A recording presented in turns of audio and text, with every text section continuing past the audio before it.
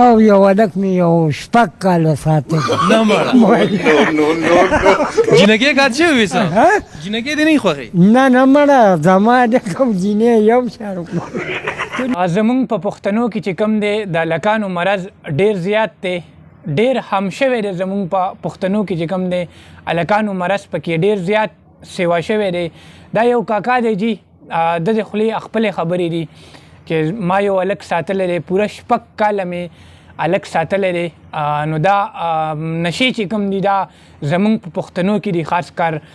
خو کوشش وکړئ ملګرو چې دا ویډیو درسره شریکوم، خو دا ویډیو مخکې شیر هم کوئ ځان سره، نورو پښتنو ته هم ورسوئ.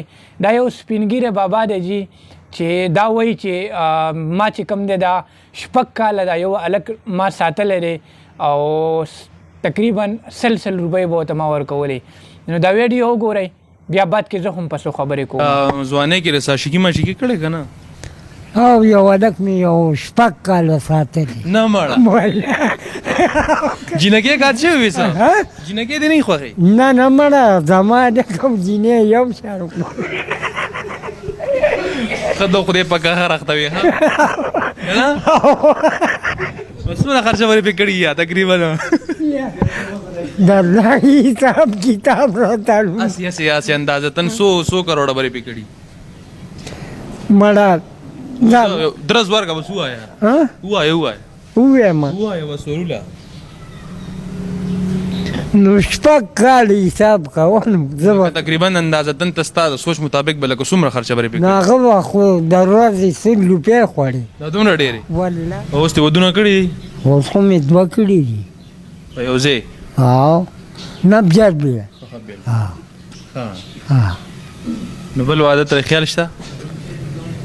ملګري مې راسره ګپې لګوي نو د نصیبې خبره ده. لکه اراده دې شته وه ته؟ او شکر الحمدلله. داسې دې ګېټه پورې به منډه ووایې که نه؟ منډه تللی شي؟ په منډه تللی شم خو یو څه راکې راغلی لاس دې خوږ دی؟ دا لاس مې خوږ شوی دی. په منډه تللی شي خو لاس یې خوږ دی جي؟ د هغه کې سکوټر نه غورځېدلی والله. نو هغه پایې په دې ځای راغله. پایه پرې راغله نو شی مات شو؟ نو ډېر نقصانه شو یا؟ نه ماتېدو نه خو بد شو. هغې نورې واغی داسې هډوکي بس دغه شوي